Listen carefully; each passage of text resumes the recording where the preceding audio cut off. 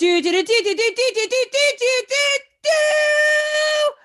Welcome to Thursday Morning Conversations, Highland Presbyterian Church. I am Doodle Harris, the associate pastor at Highland, and we are trying something new today. I have three guests with me. I have Steve Holmes and JoAnn Utter and Amy Hoyt. Welcome to the three of you. They are here today because they are our newly elected deacons, just elected about a week and a half ago at our annual meeting.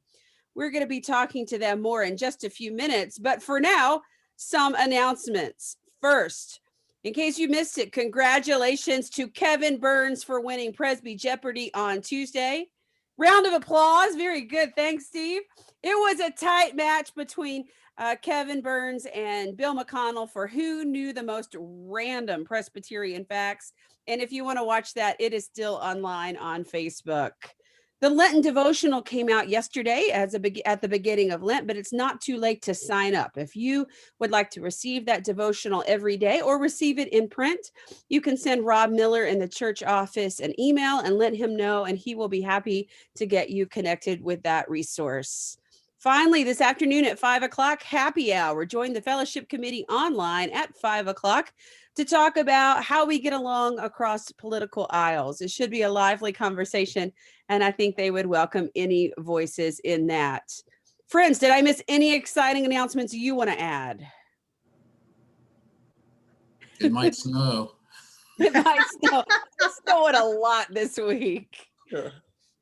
Okay, well, then we'll move on to birthdays for the week of February the 14th to February the 20th. We have Amy Fitzgerald, Paul Troy, who is also recovering from knee replacement. We wish you well, Paul. Hope that continues to go well.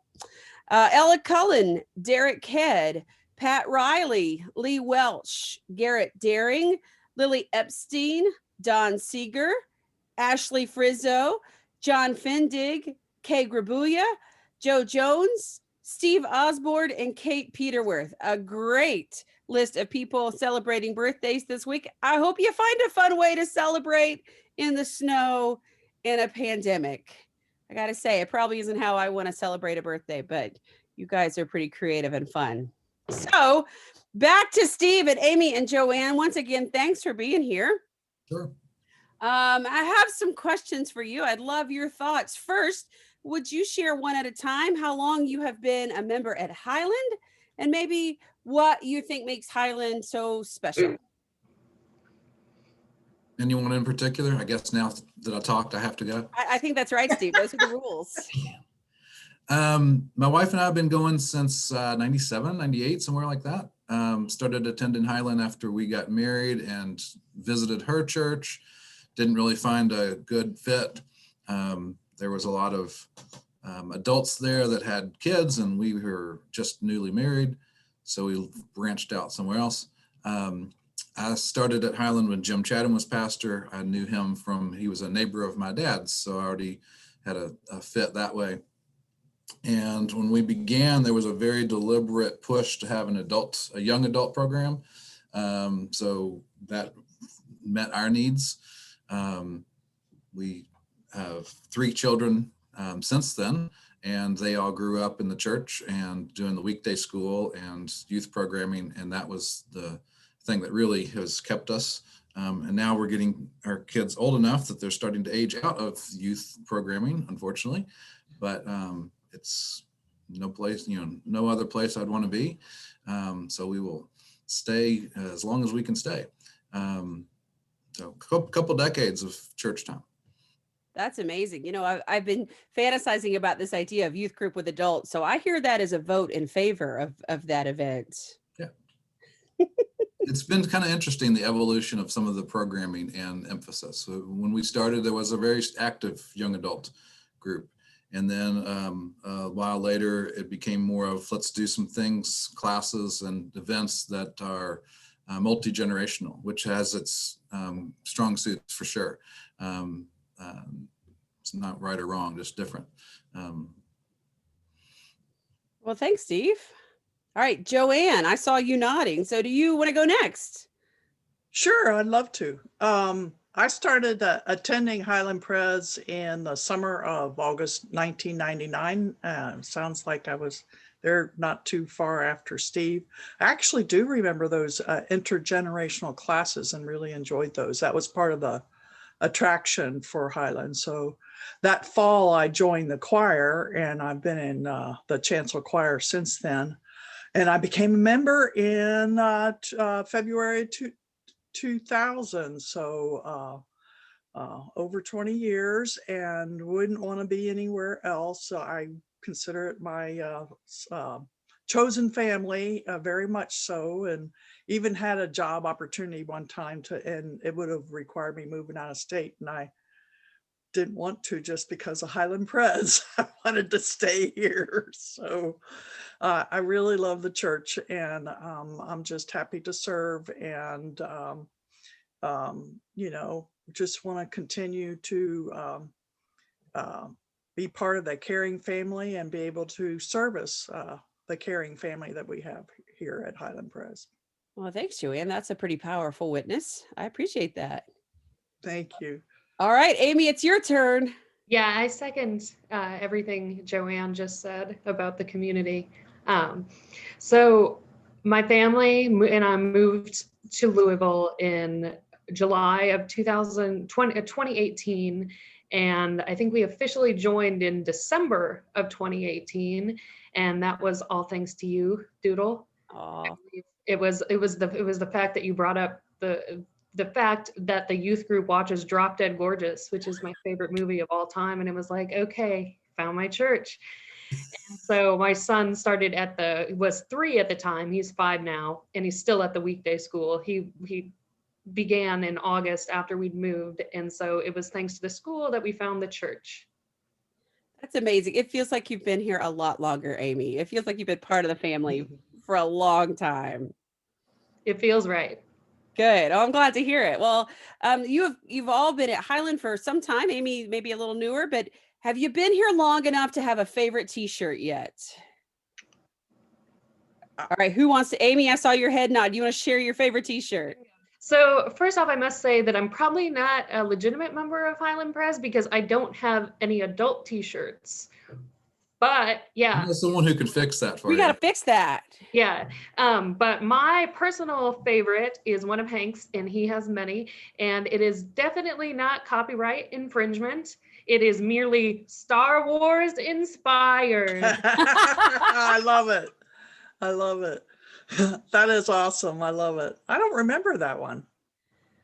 We did that around the holidays last year when we had some Star Wars, Star Wars events. Okay. But that is the Presbyterian seal, created all out of lightsabers on the back. That's really cool. I agree. I That like was a that. fun one. JoAnn, Well, do you have one? I don't have a T-shirt itself, but I think one of my favorite T-shirts we've had over the years is when you guys did that tie-dye type T-shirt. It was very colorful, extremely colorful, and I just remember Frank Heller wearing that, and it just would make you smile to see that T-shirt because it was so colorful and happy looking. Oh, great. He loved his tie-dye. Wow. Yes, he did. He did. All right, Steve, it's your turn. I think I could go a month and not repeat any, just wear one every day. It's sort of fish in a barrel because I can just reach in the drawer for the T-shirts and there's going to be a Highland one. I think I have one on. Is that a Highland Pres? Oh yeah, I like that one. I did pull out a couple. I like this one. Yes. It's really comfortable. It is super soft. I'm not going to do my best Vanna White there. Some of my shirts that I really go to are shirts that I got at different youth group things in Montreat or Massanetta or wherever. This was one of my first Massanetta ones. Do Love Walk. So Micah 6'8", and I really like the back. It's got a hand and a heart and a foot for the do and the love and the walk. But I think one of my go-tos is partly because it's just kind of an old school baseball style logo. Yeah, I like that one. Year on the back, so I know how old it is. Oh, that is So I'm like neat. player number. I like that. But that was a chaperoning treat when my daughter was a senior. So that was a special year and a good shirt. But yeah, I've got tons. I like a tie-dye one too. I've got one or two of those. Has anyone made a quilt out of all the t-shirts yet? Oh, that's a great idea. I'm sure someone has, but I have not seen one. That's a great idea. Yeah, it is. I've thought about having one done for the stairwell by the gym on the office little walkway, just a Yeah. hang one up there. And I'm sure when we get How back, many t-shirts do you think you've gone through, Doodle, since you joined the church? Wow. We probably have 5 or 6 t-shirts made a year Oh, that is a lot. that's between youth lower than I thought activities you'd and say. Yeah. vacation say Bible 5 or 6 a school month. and I think you should get Steve on social media too, modeling all. You can do the 30 days of modeling. Maybe you can do that for Lent. Yeah, just Like- getting me on social media will be a chore. She has tried. I have tried. I'm sure when we get back into church proper, there's going to be like a new gift shop area or a souvenir shop that has been constructed that we're not aware of yet. And all of the t-shirts will be displayed by size and color. And That's a fantastic idea. And when you're tired of one or you've outgrown one, you can give it to the shop and then it can be at a discount price. Oh, there you go. so it'll be like one of those like lending libraries. We'll just have a Oh, that's good. I like that. lending Steve. t-shirt. I outgrew this one because I put my COVID-19 pounds on, and Doodle, I think you need to count how many t-shirts since you came, and then we can measure how big that quilt would actually be if there was one of every t-shirt since Doodle joined. Wow. Okay. We'll see. you got some free time, right? Right, I do. Oh, thanks for that. All right, you all are newly elected deacons. You were elected at the congregational meeting. You haven't began service yet. Have you finished office or training yet? No, it hasn't started. What Okay. training? It should be starting soon. So tell me, how did it feel when you got that phone call to say, hey, do you want to serve in this way? Do you want to be a deacon? I felt I felt like it was a compliment, and I hadn't really thought about it a lot, but I've always had a lot of admiration for the group of deacons, and most of them on the committee now I know myself, and love all those people, and thought, well, this will be a great opportunity not only to help out with their mission, but to get to know all these folks better too. Yeah, they are good people. They are great. I was honored. I was asked last year, actually, and since I was so new to the church, I was like, give me another year to get acclimated, because 2020 was totally a normal year where I was able to attend all sorts of church events. Nothing unprecedented here at all. I'm glad they remembered to ask you again. That's awesome, Amy. Yeah, they took good notes, huh? Yeah, you got to be careful when you say, give me another year, because someone's writing that down. They have good memories. They have good memories on that congregational nominating committee. They do. What about you, Steve? My call, in a very literal way, was kind of interesting because that morning of, I talked to another member of church. I'll leave names out, and they were asked to be on session, and were hedged. I don't think they were even hedging. They wanted to say no. They knew it was a good role, but not their role, not a good fit. And they had a hard time saying no because they know there's a need and they know the people and want to do things, but not in that way. And I'm like, oh, I have no problem saying no to that. I don't want to do session. I don't want to be an elder. It's just a time commitment that I wasn't really up for, and they didn't ask, and I would have said no to that. And like 2 or 3 hours later, I get a call that said, do you want to be a deacon? I'm like, oh, I don't have a no to that. And in fact, Patricia Conley called, and I missed her actual phone call. So she left this very detailed voicemail that had everything I needed to know about it, and was able to take some time. And I didn't really need a lot of time, but I did want to say yes with a commitment. So I actually reached out to a couple current deacons, and I don't know if you know this, but Nance walks a lot. Yes.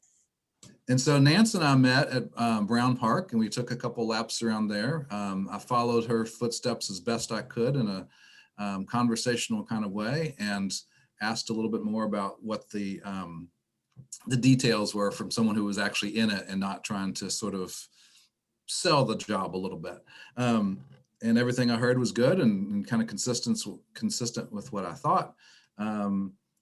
And just so you all know a little bit more about me, I retired last year after 27 years of teaching. So I have a little bit more time on my hands than I used to.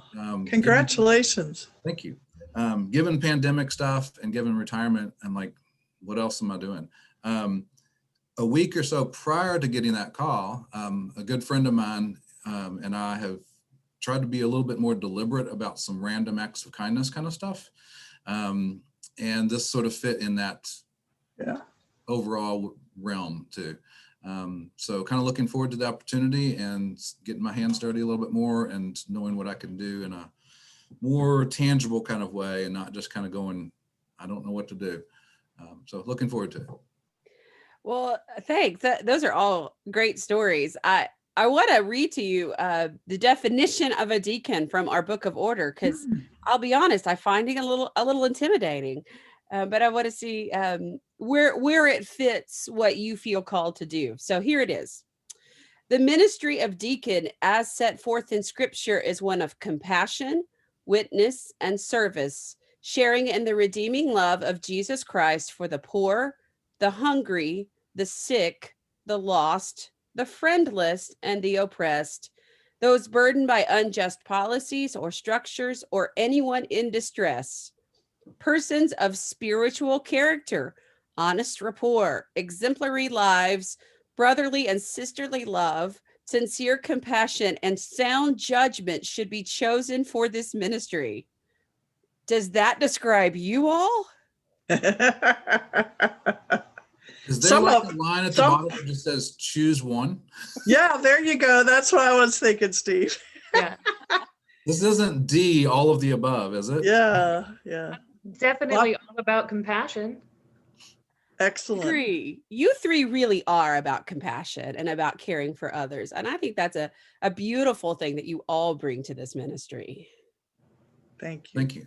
I have been the recipient of that from you all. And so I am excited that you all are starting this. But what are you excited about starting? I mean, you sort of already touched on this a little bit, but what are you most excited about in being a deacon? That there's an actual end of the service.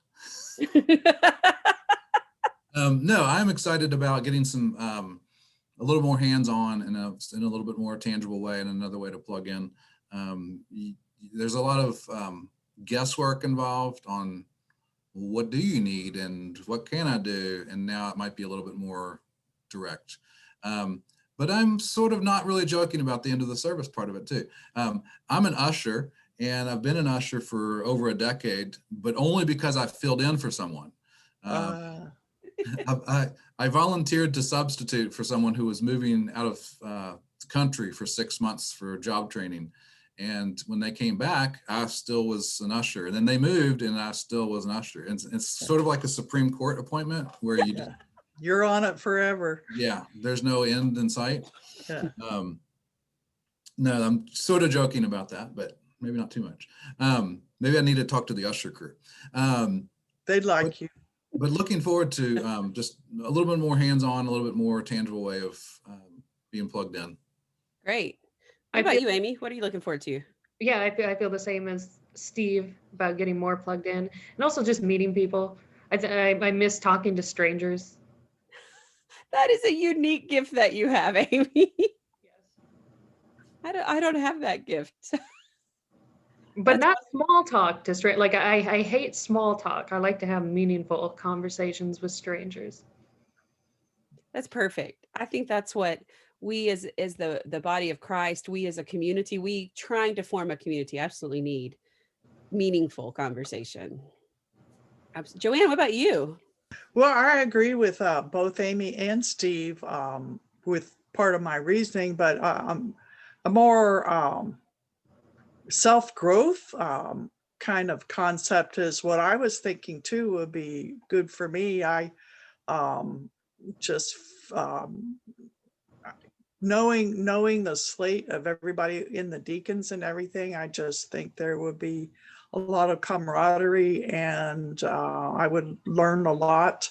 The obvious service is trying to find things to help people, but in my mind too, I thought, well, this is a way to help myself to grow spiritually and just as a person. Absolutely. That's great. I think when the deacons are functioning well, as ours do, they really become the heartbeat of the church. They really become the place that helps us feel and helps us grow so profoundly as a church. So I love what you're articulating.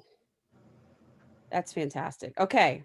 All of Highland Pres is watching, or at least, the 20 or so people that watch these interviews. You have their attention. What else would you like to say about being a deacon or anything else? I just hope everybody is warm and cozy right now because this weather is terrible. Yes. And come back to church when we start opening after you get your vaccination and everything. I can't wait to see people in person. Even if you have a mask on, I'm ready. Yeah, I love it. What about you, Steve? Yeah, I attended the annual meeting virtually, and it was good to just kind of scroll through Zoom stuff. And it's like, wow, there's a face. I know a lot of those faces. And then there's a few other faces I didn't know. And then there's always the dreaded, black screen of nothing. But being able to talk to some people, and I think I've kind of forgotten how to have a conversation for more than a few minutes long. I think Amy could help you with that. It sounds like it.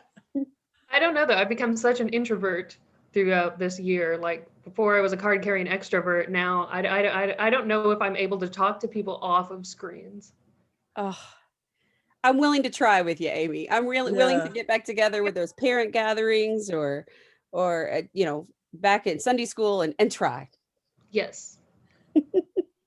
Well, you guys have been just delightful. I really appreciate you being here, you sharing of your time, both here and with the diaconate as your service begins next month. Highland Pres folks, next week, tune in. We're going to have Angie Andrew out here. She's going to be talking about the new 1001 worshiping community that she is working with. She's in charge of, that Highland Pres is sponsoring. So I can't wait to hear about that ministry next week. But for now, thank you, Steve and JoAnn and Amy. You guys are fantastic. This has been fun. And if there's nothing else, I'll say goodbye, stay warm, and have a great week. Thanks, everybody.